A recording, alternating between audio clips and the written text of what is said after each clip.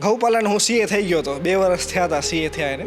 દેશી ગાયમાં અદ્ભુત શક્તિ છે જે મેં અનુભવ કરી છે કે જૈન છું હું, એટલે જીવદયા અમારા ધર્મમાં પહેલાંથી આવી છે મારામાં. શુદ્ધતાની વાત તો હંમેશા આવતી જ હોય છે દૂધના સંદર્ભમાં, તો એનો ભરોસો કેવી રીતે તમે ઊભો કરો છો? તમે સારું દૂધ લ્યો. આપણે ગુજરાતીમાં દૂધ, દહીં, છાશ, ઘી, માખણ એ મેઇન ખોરાક છે. એ જ તમારું નકલી હશે તો આપણું શરીર નકલી જ થવાનું છે. તમને શું લાગે છે કે સારું દૂધ આપવા માટે કયા લેવલ ઉપર કસ્ટમરે તૈયારી રાખવી જોઈએ? પહેલી વાત આ 365 ડેઝનું કામ છે. સવારે સાંજે એક દિવસની રજા નથી. તમે એકવાર પોતે ગાય રાખો તો તમને ખબર પડશે કેટલી એનામાં મહેનત છે. એમ દિવસનો લીલો ચારો હાજર હોવો જોઈએ, સૂકો ચારો, ખાણદાણ, માણસની વ્યવસ્થા, દવાઈ ટાઈમ ટુ ટાઈમ થવી જોઈએ. એટલે એ સહેલી વસ્તુ નથી. તમે એમ માની લો કે 50 રૂપિયા મને આવીને દૂધ દઈ જાય તો નો, ઇટ્સ નોટ પોસિબલ.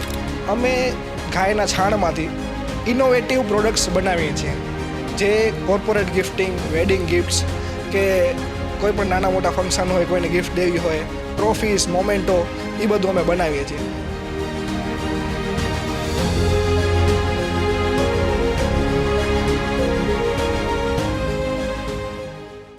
નમસ્તે દર્શક મિત્રો, આજના આધુનિક સમયમાં ઉચ્ચ શિક્ષણ સાથેના યુવાનો ઊંચી જોબ ઓપોર્ચ્યુનિટીઝ, વિદેશના ભૌતિક સુખો તરફ વધુ આકર્ષાતા હોય છે. પણ હવે એવો વર્ગ પણ વધી રહ્યો છે કે જે પોતાની સંસ્કૃતિ, ભારતીયપણું, ગ્રામીણ સંસ્કૃતિ એ બધા તરફ પણ આકર્ષાઈ અને એક નવી ઘરેલને વિકસાવી રહ્યા છે. એને શોખ બનાવી એને વ્યવસાય પણ બનાવતા થયા છે. આપણી સાથે આદિત્યભાઈ વોરા છે, યુવાન ચાર્ટર એકાઉન્ટન્ટ છે. પણ ચાર્ટર એકાઉન્ટન્ટના એમના વ્યવસાયની સાથે સાથે એમણે ગૌ પાલન, પશુપાલનને પણ અગ્રતા આપી છે અને એમાં ઘણી બધી વસ્તુ એમણે ઉમેરો કર્યો છે અને એક નામના કરી છે. અત્યારે જે શરૂઆત કરી છે, જે આગળ જતાં એક મોટા એક અભિયાનનું સ્વરૂપ લેશે એવી એમની ઈચ્છા પણ છે. તો આપણે તેમની પાસેથી આજના યુવાનો માટે વાત કરીએ, એમના પ્રયાસો માટે વાત કરીએ અને ગાયો માટે વધુને વધુ શું થઈ શકે એના વિશે ચર્ચા કરીશું. આદિત્યભાઈ, આપનું કચ્છ મિત્ર પોડકાસ્ટના સ્ટુડિયોમાં સ્વાગત છે. સૌથી પહેલાં તો આપ ગૌ પશુપાલન માટે કેવી રીતે આકર્ષાય એની વાત કરો. થેન્ક યુ સો મચ, તમે મને ઇન્વિટેશન આપી પોડકાસ્ટ માટે. ગૌપાલન હું સીએ થઈ ગયો હતો, 2 વર્ષ થયા હતા સીએ થયા એને. પછી અમારા ઓફિસે મારા પપ્પાના ફ્રેન્ડ છે તે આવ્યા હતા, તો એને મને 2-4 વાત કરી ગાયના મહિમાની. ત્યારથી મને એમ થયું કે આપણી દેશી ગાયમાં કાંઈક એવી વસ્તુ છે જે કરવા જેવી છે. તો ત્યાર પછી પપ્પાથી વાત કરીને અમે એક ગાય ઘરે લઈ આવ્યા હતા પોતાના ઘર માટે. તો એક ગાય લઈ આવ્યા, એના પછી ધીમે ધીમે આજે અમારી પાસે 10 ગાય પોતાના ઘર માટે છે અને એક ટ્રસ્ટ ચલાવીએ છીએ. ત્યાં ટોટલ 100 જીવ છે. દેશી ગાય ઓનલી. દેશી ગાય સિવાય આપણે કોઈ રાખતા જ નથી. દેશી ગાયમાં અદ્ભુત શક્તિ છે જે મેં અનુભવ કરી છે કે સૂર્યકેતુ નાડી છે જે આપણે એની જોઈએ, એનામાંથી જે સનરેઝ ઓબ્ઝર્વ કરે, એનામાંથી દૂધમાં એવા સુવર્ણ પદાર્થ આવે છે જે આપણા હેલ્થ માટે સારા છે. ગાયને આપણે અડીએ છીએ તો આપણી ઉર્જા સારી થઈ જાય છે. એવા ઘણા બધી વસ્તુ છે જે દેશી ગાયમાં છે. એનાથી હું આકર્ષ્યો અને ધીમે ધીમે આ ચાલુ કર્યું અમે. અત્યારે તમે જે ગાયો પાછળ દિવસમાં કેટલો સમય ફાળવો છો અને આજે તમે કીધું ટ્રસ્ટમાં જે ગાયો છે એ બધાનું આખું જે પ્રોસેસ કેવી રીતે મેન્ટેન કરો છો, કેટલા માણસો તમારી સાથે છે એની વિશે વિગતો આપો. ટોટલી અમારે ત્યાં 6 જણા કામ કરે છે અત્યારે. 4 જણા સાફ સફાઈ ને દિવસનો ચરો નાખો, અને એક ભાઈ દવાઈવાળા છે ને બધી જગ્યાએ દૂધ પહોંચાડે છે, ને એક મેનેજર છે ઉપર, એના ઉપર હું છું. અને અમારી ગૌશાળા, જૈન છું હું, એટલે જીવદયા અમારા ધર્મમાં પહેલાંથી આવી છે મારામાં. તો આજની ડેરી સિસ્ટમ છે એ આપણે બધા જાણીએ છીએ કેવી છે.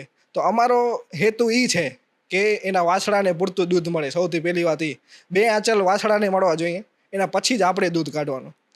અને ગમણમાં ચરો રહેવો જ જોઈએ. આપણે જ્યાં મન ફાવે ત્યાં આપણે ખાઈ લઈએ છીએ. ગાયોને આપણે 2 ટાઈમ જ આપીએ. શું કામ? અમારી સિસ્ટમ જ એવી છે. સવારે ચરો પડી જાય, એક્સ્ટ્રા જ ચરો પડે.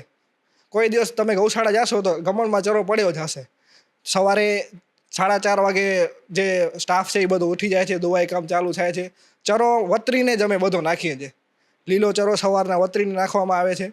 અને ખાણમાં કપાસિયા ખોળ કહેવાય છે, એમાં બીટીનું પ્રમાણ આવે છે, એ અમે યુઝ જરાય નથી કરતા. સિંગખોળ આપણી આજુબાજુની ખેતી કરતા જે સિંગખોળમાંથી તેલ બનાવે છે એની પાસેથી જ અમે ખોળ લઈએ છીએ, તો આજુબાજુના લોકોને પણ સારી એવી ઇન્કમ થાય, બીજી જગ્યાએથી આપણે ખોળ ન લઈએ. તો દૂધ અમારું એવડું નથી, કારણ કે 2 આંચળ વાછડાને જાય છે એટલે થોડીક તકલીફ પડે છે આત્મનિર્ભર કરવા માટે ગૌશાળાને, પણ પ્રયાસ કરીએ છીએ, ધીમે ધીમે થશે એવું લાગે છે. અત્યારે તમારું જે દૂધ ભલે આત્મનિર્ભર નથી, પણ તમે કેવી રીતે આપો છો? અને એની આજે શુદ્ધતાની વાત તો હંમેશા આવતી જ હોય છે દૂધના સંદર્ભમાં, તો એનો ભરોસો કેવી રીતે તમે ઊભો કરો છો? અમે આજ મહિનાથી અમે ઘરે ઘરે દૂધ પહોંચાડવાનું ચાલુ કર્યું છે. આજ મહિના સ્ટાર્ટિંગમાં અમે બોટલ્સ યુઝ નહોતા કરતા, ગ્લાસ બોટલ્સ એમને જ જતા હતા, પણ ગૌશાળાનું છે વિશ્વાસ બેસાડીએ છીએ ધીમે ધીમે. આ મહિનાથી વિશ્વાસ બેસાડ્યો છે. હું કહેવા માંગુ છું જે પોડકાસ્ટ જોશે એ લોકોને, તમે સારું દૂધ લ્યો. આપણે ગુજરાતીમાં દૂધ, દહીં, છાશ, ઘી, માખણ એ મેઇન ખોરાક છે. એ જ તમારું નકલી હશે તો આપણું શરીર નકલી જ થવાનું છે એમ. તો અમે વિશ્વાસ ધીમે ધીમે બેસાડીએ છીએ, ગ્લાસ બોટલ ચાલુ કરી છે, દરેક ઘર સુધી પહોંચાડીએ છીએ. અમારે એવડા ઘરાક હજી નથી થયા, 15-20 લીટરના જ ઘરાક છે અમારી પાસે, અને પ્રયાસ ચાલુ છે. રોજ ઇન્સ્ટાગ્રામ ઉપર વિડીયોઝને ટ્રાય કરીએ છીએ, ધીમે ધીમે વધી જશે અમારો એવો ટાર્ગેટ છે. જે દૂધ ઉત્પાદકો છે એ એમની દૂધની ગુણવત્તા માટે વધુ વિશ્વાસ ઊભો કરે, એ બાબતે બીજા દૂધ ઉત્પાદકોને તમે કંઈ મળો છો કે એમને કંઈ સલાહ આપો છો, કે તમે શું અપેક્ષા રાખો છો?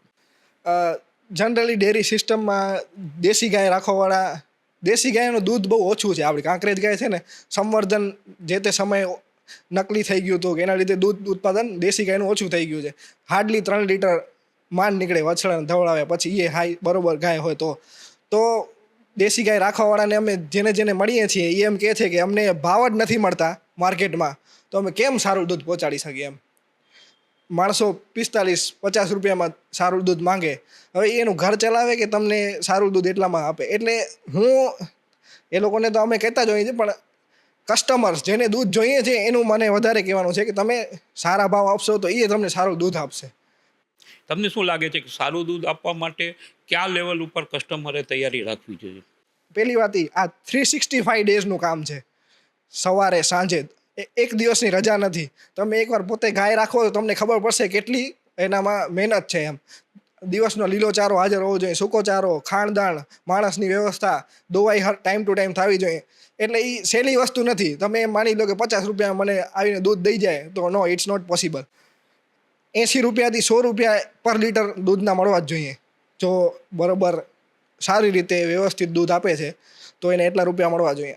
ચોખ્ખું દૂધ એટલામાં મળી જાય તો આજના જમાનામાં ચોખ્ખું મળવું થોડુંક અઘરું છે. તમે મળી જાય તો તમે નસીબદાર છો કે તમને સારું દૂધ મળે છે. ડેરી છે, દાખલા કે ડેરી છે, પશુપાલકોને અને દૂધ ઉત્પાદકોને મદદરૂપ થતી હોય છે, પણ તમને એ સાચું લાગે છે કે નહીં? અરે આ અમારી જનરેશન છે એ કોઈ પણ ડેરીની પ્રોડક્ટ જ જનરલી યુઝ કરશે. દુકાનમાં મળશે તો પેકેજ ડેરીની પ્રોડક્ટ હશે તો એમ માનશે કે આ બરોબર છે. પણ તમને ખબર છે એ ક્યાંથી આવ્યું છે?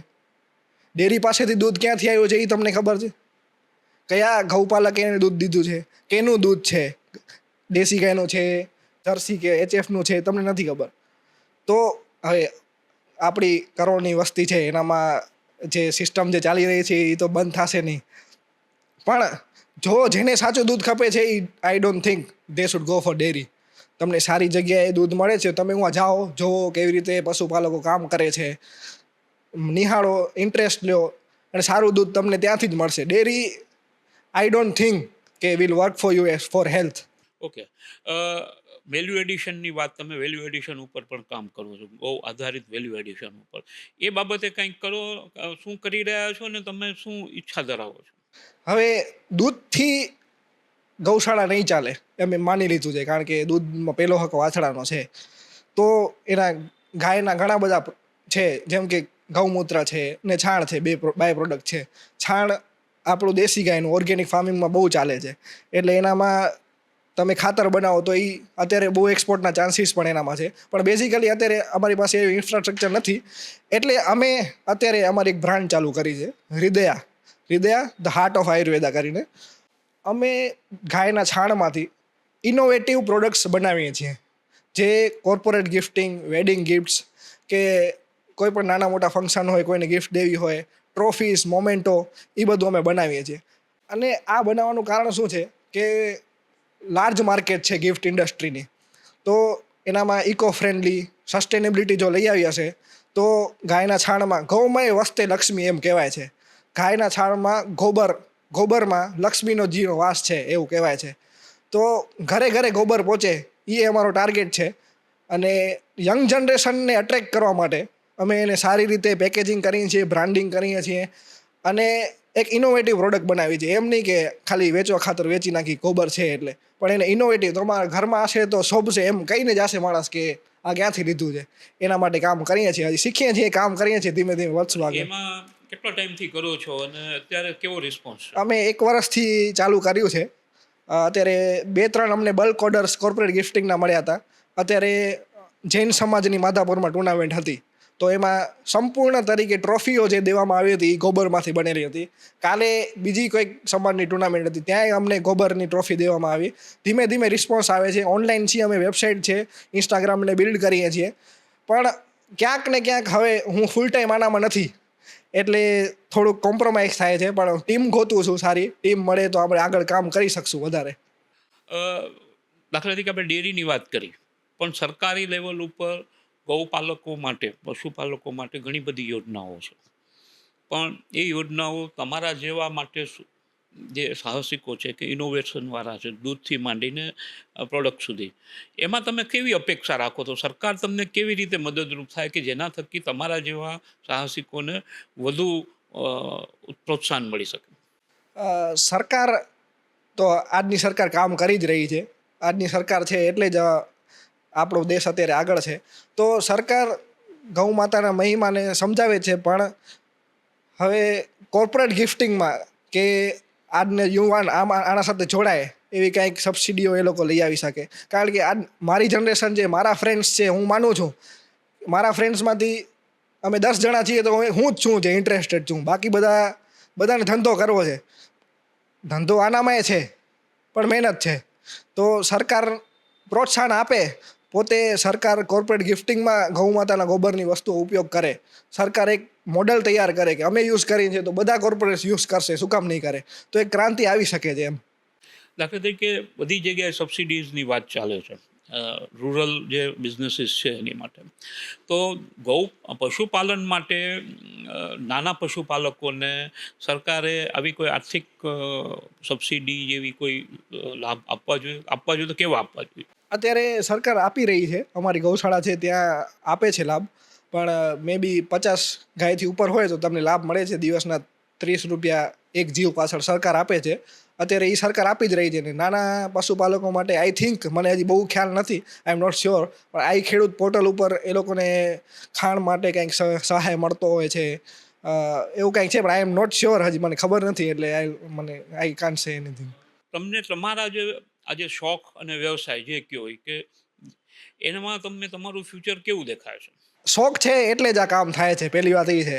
અને જીવદયા અને ગૌ માતા સાથે જોડાવાની લાગણી છે એટલે જ કામ થાય છે. બિઝનેસ માટે કરવા જશું તો થઈ શકે એમ છે. અને ફ્યુચર અમારો ટાર્ગેટ છે જ કે આ બ્રાન્ડને અમે આગળ વધારીએ. દેશભરમાં ને વિદેશ સુધી પણ આપણે ગોબરની પ્રોડક્ટ ઘરે ઘરે સુધી પહોંચાડીએ એવો ટાર્ગેટ છે અમારો. પણ ધીમે ધીમે કામ થશે કે એઝ આઈ સેડ અર્લિયર કે ટીમ ગોતું છું, કામ કરું છું, પણ ધીમે ધીમે ટ્રાય કરશું બહુ આગળ સુધી જઈએ. આપણે બીજી ક્યાંયની વાત ન કરીએ, પણ કચ્છની અંદર પણ એવી બધી ઘણી ઓર્ગેનાઇઝેશન્સ છે કે જે લોકો ગોબર આધારિત, તમે જે ગિફ્ટિંગની જે વાતો કરો છો એ બધું છે. આ લુણીવાળી જે ગૌશાળા છે એ લોકો એ જમાનામાં ગૌમૂત્ર છે એની બધાનો મેડિકલ યુઝ માટે પણ કામ કર્યું હતું 90-95ના દાયકામાં. તો એ લોકો સાથે તમે કંઈ કોર્ડિનેશન કરવા માટેનું કોઈ પ્લાનિંગ ખરું? અત્યારે અમારું કોર્ડિનેશન બીજા સાથે નહીં, પણ રામકૃષ્ણ ટ્રસ્ટ કુકમા સાથે કોર્ડિનેશન છે ઓલરેડી. કારણ કે હું આ જે ગોબરની પ્રોડક્ટ બની છે અમારું મેન્યુફેક્ચરિંગ ત્યાં જ થાય છે. We are not manufacturing in house અત્યારે, પણ હું આ મેન્યુફેક્ચર અમે અમારી રીતે કરાવીએ છીએ કે ઇનોવેશન આપણે પોતાની રીતે ડિઝાઇન કેવી રીતે કરવી એ ત્યાં જ કરાવીએ છીએ. ઘણી ગૌશાળાઓ છે જેની પાસે ઘણા જીવો છે, એ લોકો પણ આમાં ટ્રાય કરી શકે. તો અમારા જેવા યુવાનો જે આ ફિલ્ડમાં છે તો ત્યાં કદાચ મેન્યુફેક્ચર કરાવીને એ ગૌશાળાને થોડુંક એના પૂરતું રૂપીસ મળી શકે તો એને પણ થોડીક ઇન્કમ થાય. જેમ કે રામકૃષ્ણ ટ્રસ્ટ છે ત્યાં વેચે છે તો એના જે કોસ્ટ છે એના ઉપર જ અમે લેશું તો એને પણ એ ત્યાંની ઇન્કમ થશે અને અમારા માટે પણ સારું છે કારણ કે અમારે પહેલાં ઇન્ફ્રાસ્ટ્રક્ચર બિલ્ડ ન કરવું પડે. તો એટલે અમે અત્યારે રામકૃષ્ણ ટ્રસ્ટ સાથે જ કામ કરું છું, બીજા કોઈ સાથે નથી કરતા. અમે ભવિષ્યમાં કરશો? કોઈ ઓપોર્ચ્યુનિટી આવશે તો જરૂર કરશું. હવે છેલ્લી વાત છે કે દાખલા તરીકે આપણે શરૂઆતમાં કીધું કે યુવાનો છે એ આપણા જે ગ્રાસરૂટ લેવલથી દૂર થતા જાય છે. તમારી જે આખું જે સેટઅપ છે એ બીજાને યુવાનોને બતાવીને એમને આ માટે પ્રેરણા આપવા માટેનું તમારું આયોજન કોઈ ચાલી રહ્યું છે અને તમે એ બાબતે યુવાનોને શું મેસેજ આપવા માંગો? અમે હમણાં થોડાક 15 દિવસ પહેલાં વિથ ભુજ બ્લોગર્સ એક સ્વદેશી સાંજ કરીને એક કાર્યક્રમ રાખ્યો હતો. ત્યાં ખાલી અમે ઇન્ફ્લુએન્સરને જ અત્યારે બોલાવ્યા હતા કે તમે આવો, જુઓ શું શું કામ થાય છે, કેવી રીતે થાય છે. અને અમે અમારો પ્લાન છે ઇન ફ્યુચર કે મહિનામાં 1-2 દિવસ આપણે એવું ગોઠવીએ કે ભુજના જેટલા પણ યંગસ્ટર્સ છે કે જેને પણ ઈચ્છા હોય તો અમે બધી જગ્યાએ એ લોકોને ટૂર કરાવશું, દેખાડશું, સમજાવશું કે ગાયનું કાર્ય કેવી રીતે થાય છે, દેશી ગાયનો શું મહત્ત્વ છે. દેશી આજના હવે એ એજ્યુકેશન સિસ્ટમની પણ ક્યાંક ખામી છે કે હું પણ CA થઈ ગયો પણ ત્યાં સુધી મને ખબર નથી દેશી ગાયમાં આટલી પાવર છે એમ. હવે નાનપણથી જ જો એજ્યુકેશન સિસ્ટમમાં આપણે ગાયનું ઇન્ટ્રોડક્શન, ખેતીનું ઇન્ટ્રોડક્શન લઈ આવીએ તો યંગસ્ટરને ત્યારથી પ્રેરણા મળી શકે કે ઇન્સ્પાયર થઈ શકે. હવે ખબર જ નથી દેશી ગાયનો એટલો પાવર છે, જ્યાર સુધી ખબર નહીં હોય તો એ અપનાવવાના પણ નથી. તો કાર્ય અમે કરીએ છીએ કે જાગૃતતા આવે, માણસોને ખબર પડે અને આજની જનરેશન આપણે કહી દઈશું તો માની નહીં જાય. They want proof for everything. તો અમે ટ્રાય કરીએ છીએ કે એક એક વસ્તુને આપણે સારી રીતે એ લોકોને સમજાવીએ. તો હું યંગસ્ટરને એ જ કહીશ કે આપણે મની પાછળ ભાગીએ છીએ, લક્ષ્મી પાછળ ભાગીએ છીએ પણ જૂના જમાનામાં જઈએ આપણો દેશ 5000 વર્ષ પહેલાં, હમણાં એક સન્ડેના એક કાર્યક્રમ હતો ટાઉન હોલમાં, હું જ ગયો હતો, ત્યાં મને સાંભળવા મળ્યું છે કે કૃષ્ણ ભગવાન છે એ ભગવાન તો છે પણ એક બિઝનેસમેન પણ સાથે હતા. તે સમયે આપણા ઇન્ડિયામાંથી ઓલ ઓવર વર્લ્ડમાં ઘી જતું હતું. ક્યાંય ગાયો હતી નહીં પહેલાં, ખાલી ઇન્ડિયામાં જ હતી. તો ઘી એ સમયે એટલો એક્સપોર્ટ થતો હતો તો આજે શું કામ ન થઈ શકે? આ સેક્ટરમાં કામ કરશો તો આનામાં ગુડ બિઝનેસ છે, તમે ગ્રો કરી શકશો. 100% ચાન્સીસ છે કે સારો એવો ગ્રો કરી શકાય. તો યંગસ્ટર્સને હું કહું છું કે જોડાઓ, કામ કરો, તમને મનમાં શાંતિ મળશે. હું કોમ્પ્યુટરમાં CAમાં રૂમમાં બેઠો હું છું તો મને 8 કલાક ખબર છે કોમ્પ્યુટર સામે કેટલું શું થાય છે અને આપણે બહારે જઈને ગૌ માતા સાથે રહેશું તો ખબર જ નહીં પડે ક્યાં ટાઈમ હાલો જાય છે. એટલે ડેરી ઉદ્યોગ છે એ તમે તમારા મત પ્રમાણે જોઈએ એટલો દૂધ વપરાશકારોને અને ઉત્પાદકોને બેયની વચ્ચે હજી ક્યાંક કડી છે એ મજબૂત નથી. એવી જ રીતે હમણાં આપણે ભુજની અંદર પશુ યુનિવર્સિટી પણ કાર્યરત થઈ છે. તો આ બધું જે સેટઅપ છે એ સેટઅપે ખરા અર્થમાં ગ્રાસરૂટ લેવલ ઉપર કેવું કામ કરવું જોઈએ? તમે શું માનો છો? આટલા વખતથી 2 વર્ષથી કામ કરો છો, તમને શું લાગે છે?